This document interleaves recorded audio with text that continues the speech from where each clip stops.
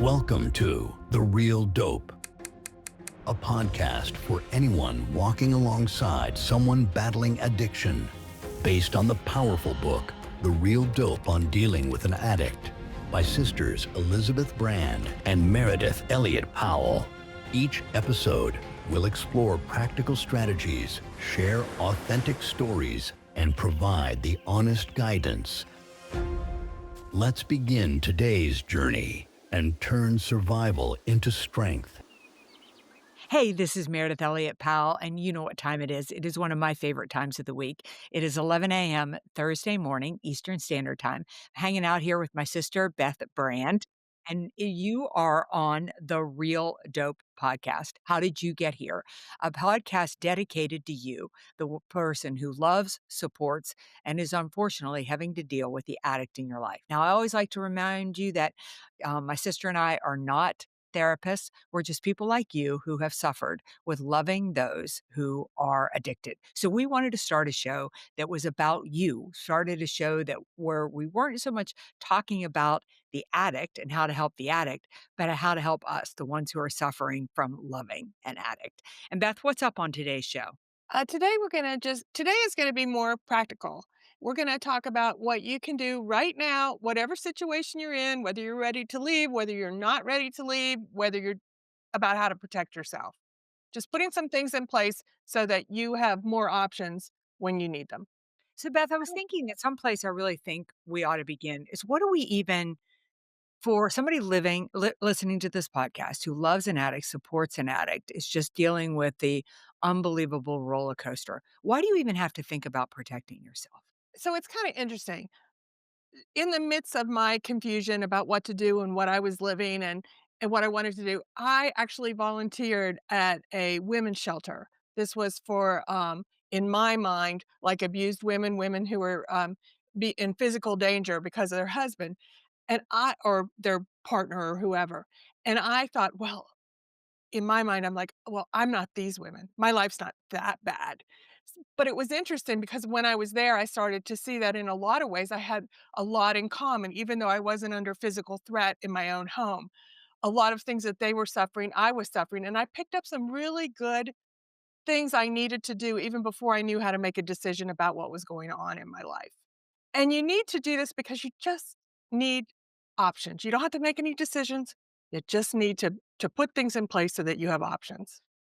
Yeah, I think one of the most interesting things is that I don't think you realize if you're any way legally connected to the addict, just how legally responsible you are for them. Yeah.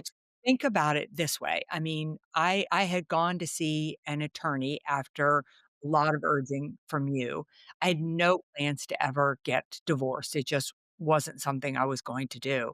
But I didn't realize until I saw the attorney that if my husband had hurt anybody, if he'd been driving, hit somebody, I mean, he was driving through downtown Asheville one time with a sawed-off shotgun in his car, high out of his mind, and if he'd hurt anybody, that I would be liable for that, that they could sue me for that. If I'd known he'd gotten in a car after drinking, which so many times I tried not to get him to get in a car after drinking, but I felt I couldn't stop him, right? He would find a way, but if I was legally connected to him, I was legally responsible for him. Even something simpler than that, Meredith, the credit card debt and that kind of Uh, thing.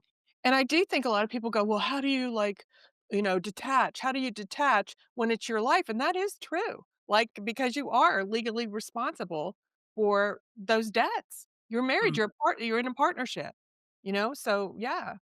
yeah, Or I think it starts there. I mean, I really think that if you are going to stay connected in love and in relationship with an addict, whether it's your child, whether it's your spouse, whether it's your sister, your brother, or parent, you have to make sure, number 1, you have no co-signed loans with them. Mhm.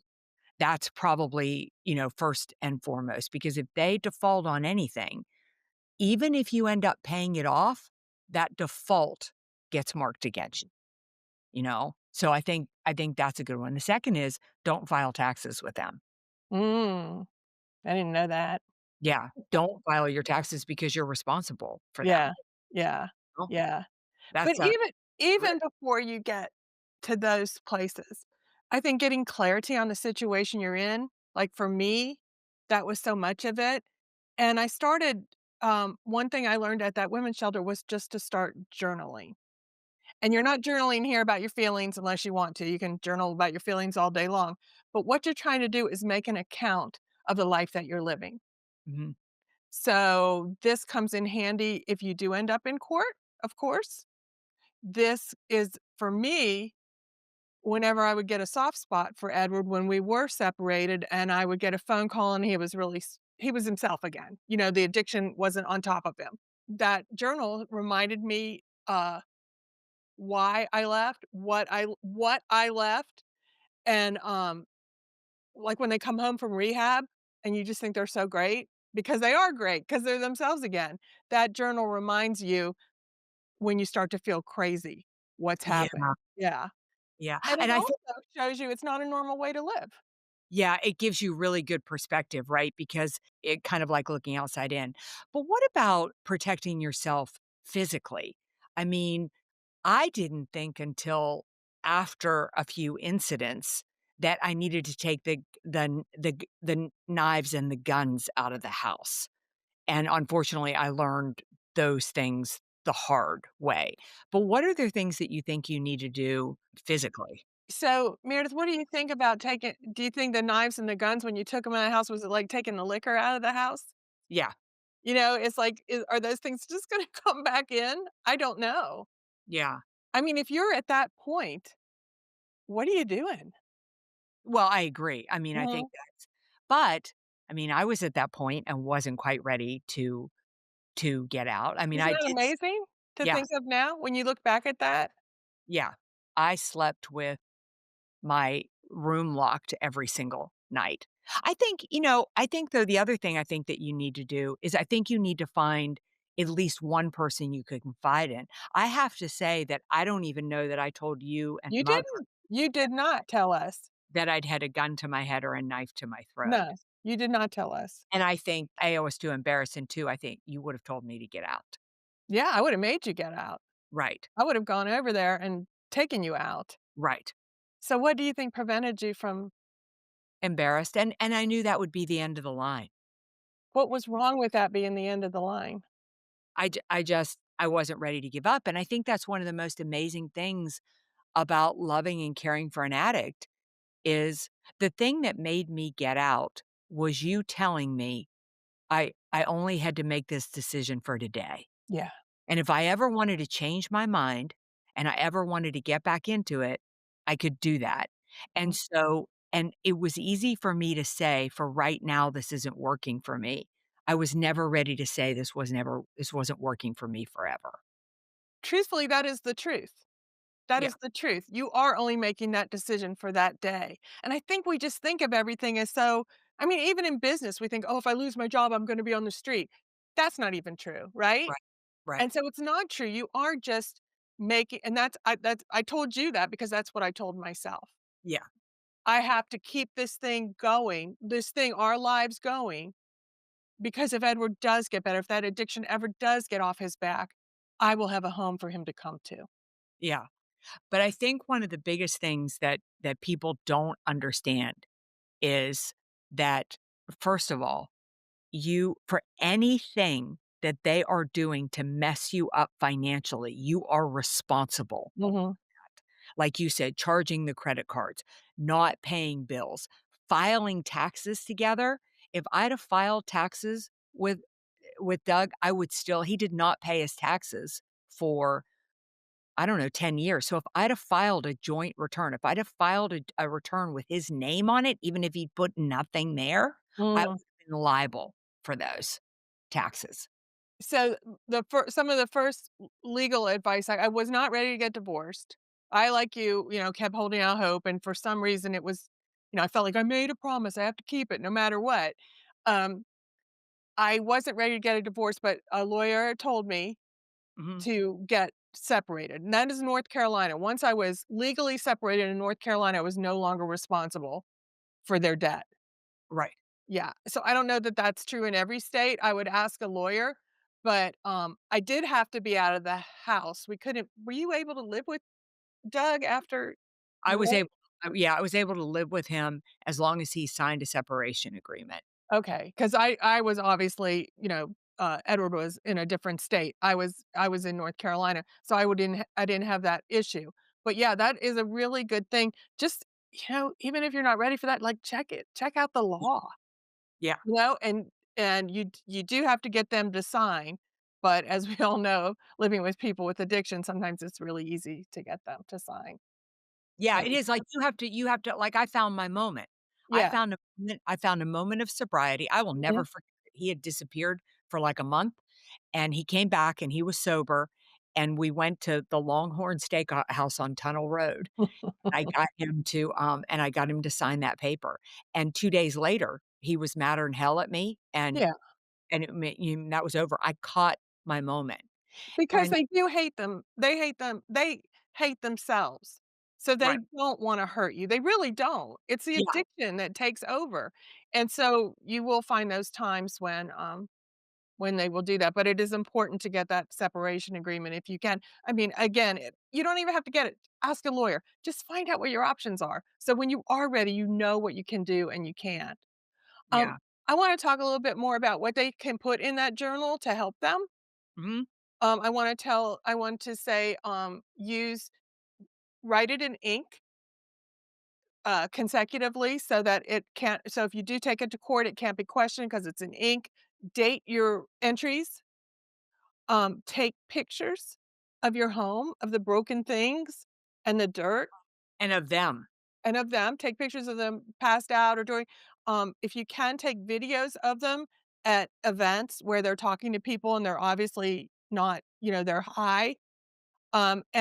Record conversations with them. I have a recording of Edward and I talking back and forth and him making no sense. And I would have hoped that one day that helped him see who he was, but I know that it helped me to see. I know that when I went into confusion or I didn't know which way was up or I didn't, when he was accusing me of overreacting, I could look back at those videos and go, I was not overreacting. Like this Right. was truth. This is what I saw. I have a recording of it. None of my stuff was ever shared. But when it came to custody fights and that kind of thing, which never happened because Edward was never able to go there, but if it had, I had all that ammunition. Yeah. I And I also also had it for myself. yeah, I also think that if you're in any kind of an abusive, relationship, it's really, really important. Like, I did not do this, but I should have recorded Doug threatening me. Mhm. I should have recorded, those conversations because it had ever gotten to a point where I needed to get a restraining order or something like that, I think that's really important. I do think it's interesting the night that when Doug had been in the basement, he'd gotten down to my husband was 6'3", and he'd gotten down to 140 pounds, and I couldn't remember the last time he'd had anything to eat. He'd only had alcohol. And so I got scared that he was gonna die in that basement, and, quite frankly, not because I really cared anymore. We'd called the priest so many times, I mean, we'd been at death's door, but I was afraid that I would be liable if he died on my watch and I did nothing. And so we called Ask a Nurse, then, they made me call the police, and the police came to the house. They took Doug to the hospital. He had I don't even remember what his blood alcohol level was, but they couldn't believe that he was alive and his blood alcohol was that thing. Well, they asked him if he would drink again. He said absolutely as soon as he got out of there, but apparently drinking and driving was not a threat to anybody, so they let him go. But the police came back to the house and they made me leave because the very first thing they asked were there any guns in the house? And I Mm, said, "Yes," but I didn't really know where they were. There's a shotgun, and Doug had a pistol somewhere. But they made me leave the house that night because they didn't feel that I was safe because he was so angry that I'd called the cops mm. on him. And, they made me leave because they didn't think that I was safe leaving there. So I think that and I listened. I think the thing even though I thought they were crazy, it's so crazy when I think about it now, after going through what I went through, I still never believed he would hurt me, and that's probably the dumbest belief I ever had Yeah. because I knew Doug wouldn't hurt me, But the But addiction would. when somebody is on alcohol or drugs, they will hurt you. They will Mhm, hurt you. And I didn't understand that distinction, that I wish that I had had the education that somebody would have told me that that I was absolutely right, Doug would never hurt me, but that he was not in there, and that the person holding a knife to my throat was not him, mhm, you know? And mhm. so I think kind of in going with this theme is that you should listen to the police. Like, they do know what they're talking about, and when they tell you to leave, that's good advice. And also, this goes back to our discussion about what would you tell your friend? I Yeah, mean, if your friend called you up and said you were living in a house with somebody who was so high, he was killing himself, yeah, slowly, but killing himself, and there were guns in the house. They were so drunk and there were guns in the house. Would you ever tell your friend or your child to stay in that situation? yeah, And if it's not good enough for your friend or your child, why is it good enough for you? You yeah, know? yeah, And to sleep with your door locked. I mean, our mother did the same thing when our brother was living with her. yeah, I mean, like, if you're sleeping with your door locked because you're afraid of the family member who's in the house, yeah, that's a good sign that, yeah, things aren't right and things need to change. yeah, yeah. Yeah. But here's the problem, right, as people are listening to us. I mean, number 1, take the steps to legally protect yourself because that is with the amount of pain that you are going through, the one Mhm. thing you can do is protect your financial assets. And and that may sound silly with everything that you're dealing with, but listen, you don't wanna go through this. Doug would have cost me my house. He would have cost me I owned land. He would have cost me oh my god, he charged so many He would credit have cost himself your Yeah, house and his land, like, if they do recover, they come back to nothing. You've let right, everything get restored, so you're the sober one. You right, need to start to protect this thing that you've built and that you have, so if they do return to you, they have somewhere to return to, and if they don't, you will be okay, yeah. But I and your children or whoever. but I think the harder part is the heavy physical or emotional abuse, and I think part of it is because as silly as it sounds, it's embarrassing, right? Mhm. Like, here I was, this executive with the bank, I'm making great money and I'm doing this and my God, I was head of the Chamber of Commerce, I'm head of the Boys and Girls Club, and here I am in this humiliating situation that I think protecting yourself physically is a hard thing to do because it is really your lowest low. It's Mhm. you have to out the fact that things have gotten this bad. Mhm. Mm. In that vein, you should there's no reason you can't make sure that you have that option to leave if you should get scared. It would have been nice if when the police, advised you to do that, that you already had everything you needed to do that. You had your go bag. Yeah. Yeah. So, Yeah. like, one thing I learned at that women's shelter was to, keep gas in your car, Yeah. have a bank account and credit cards in your own name, which I still do to this day because it's just paranoid me.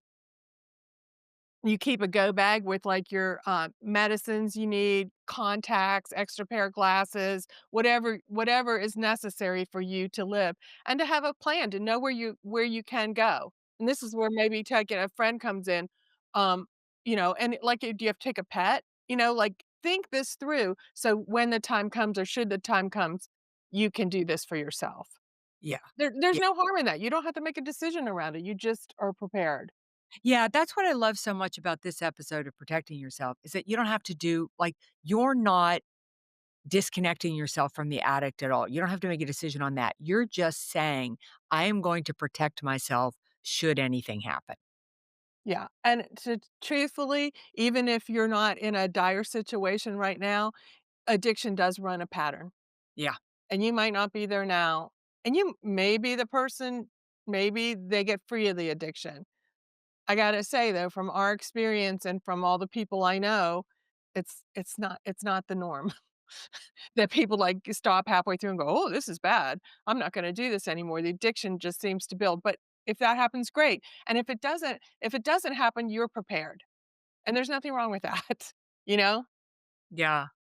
How do you think you protect yourself from a child? From a child who has addiction, it's a lot harder, though I've watched my friends go through it, um, because you are responsible for the child, and I even had one friend whose, child became, it was a boy child, and he became really violent. I mean, that's where I take my hat off. I mean, we dealt with a grandfather and a father and brothers and and husbands. But it's gotta break. I mean, talk about when you look at your husband, you see the person that you loved enough to hook your life to and marry. But when you look at your child, you always see their little baby face, that sleeping baby. And to think that this is what it's come to, all the hopes and dreams and everything you poured into this, making this life survive and thrive, and this is what's happened. Protecting yourself from a child is a lot harder because you do have a responsibility until they're 18. I think that's the important piece of it, right? Is that it is until they're 18. And I think the thing about a child is that the younger they can learn the lesson, the better off they're gonna be. Yeah, the better off they were gonna be, but can they learn the lesson, or is the addiction taken over? Is this something that's another thing you're kinda judging. Are they going through a phase, or is this an addiction taking hold in their life? Mhm. Again, Meredith, here's, like, a really good thing of making yourself very familiar with the laws. Of where you are and what your options are. Like, I have to say, as many problems as Florida might have, they you can, restrain somebody for 72 hours in Florida into a mental health facility. I don't think we can do that here in North Carolina. I'm not sure. I don't know what the laws are, but, like, I know that, uh, you can use that if you have a child who has become violent or has become, or is killing themselves with addiction. You can, as a parent, you can get them in a mental health facility for 72 hours while they're evaluated and then try to get care from there, I think, in Florida. Again, I'm not a lawyer. I don't know, and I'm not that familiar with Florida law. But again, I think familiarizing yourself with what's available out there. What are the laws? What are the facilities? What can you do is how you protect yourself. Are there other ways to find out the laws other than having to pay an attorney? Well, there's Google. Yeah. I would think you can get on forums. I would think there'd be a ton of forums on, like, Facebook or, Reddit or whatever of parents. This is not an uncommon problem, Right. and you could probably find someone in your state, that has been through that, and, that's probably where I would start. I would probably start looking in forums and then go further in that. My guess, Meredith, would be that the forums would know better than attorneys. Yeah, I think that's Unless the attorney specializes in this, but, yeah, and that's also mental health facilities in your area or addiction facilities might be able to, um, help you. Recovery yeah. facilities. Yeah, and they'll be able to keep things confidential for Yeah, you, yeah, which may be important. I think the other thing too is I started to go for help in Asheville. I lived in Hendersonville at the time, and I started to go for help in Asheville, North Carolina, just because I wanted to keep some confidentiality and some anonymity around what was happening to me. So mhm, that's the other thing too. Like think of a town that is close to you, and and go over there and get the information and get the contact and get the help. mhm, You can be brutally honest. The last thing I'm gonna say is that I do know for people in the military, this can be really, really difficult because mm, that you out a spouse, it can be a black mark against to them, but mm, you can talk to clergy and mm, you can seek therapy outside of the government institutions without it having any kind of black mark on their career or anything, anything like that. I think the last thing I'm going to say about it is it's important to protect yourself because when you protect yourself, it's one of the best ways you can protect the addict. yeah, Because if the addict goes too far with you, there's no coming back from that. mhm. That's a hard judgment though, isn't it? I mean, that was always part of the judging. Do I call the police? Do I not call the police? Yeah, Like, you're always trying to, am I overreacting? Am I not overreacting? right, Because there is a consequence to right. that. There's jobs and your finances and everything else. Yeah, I Hard. agree. I Mhm. yeah. Yeah. So what are your big takeaways from today's lesson? Um, my big takeaway is just be prepared, that you don't have to do anything, but there's no skin off your nose of being prepared. Just put your ducks in a row and there they'll sit and you don't have to do anything about it, but at least you know that you can. You're giving yourself more options. Yeah, I'm gonna say, if you can, try to find, an open night at Alcoholics Anonymous. An open night is a night when they allow anybody into Alcoholics Anonymous. You don't have Mm, to be an addict. And I used to go because I hearing the stories from people who come from every walk of life. You'll meet people there who are Ivy League educated. You'll meet people there that didn't get out of the 3rd grade. You'll meet people there that had high-powered careers. You'll meet blue collar workers, but the one thing they have in common is it is the same story. And mhm, you will hear these people and what they ended up doing to the people that they love. And it'll be a sober, no pun intended, mm, awakening to what could happen to you. And when you do that, just take the steps, like my sister said, to really start to protect yourself. You may not be ready to leave. You may not be ready to do anything, but getting your things in order, it's almost like putting together a will or doing a prenup before you get married. You're just putting the things in place in case the worst happened. That way you're ready. So, Beth, next week we're going to talk about a biggie, right? yeah.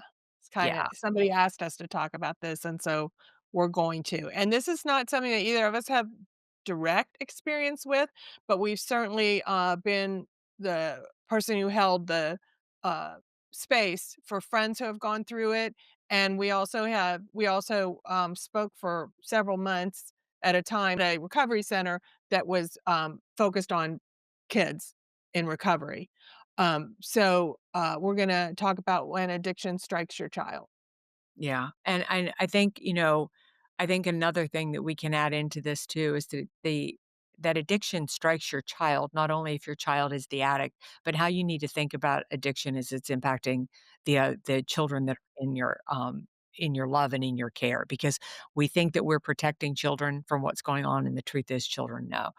So join us right back here next week for another episode of The Real Dope. And remember, if you have topics you want us to cover, if you have things that you would like to see discussed, and I know that you have questions, please reach out to my sister, reach out to me. We'll cover them right here on The Real Dope. And of course, we'll keep it all confidential because we have one goal here, and that is just to help you learn to love your addict again, hate the addiction, and deal with the challenges that come with how the heck did you get here? See you right back here next week for another episode Bye. of Real Dope. Bye.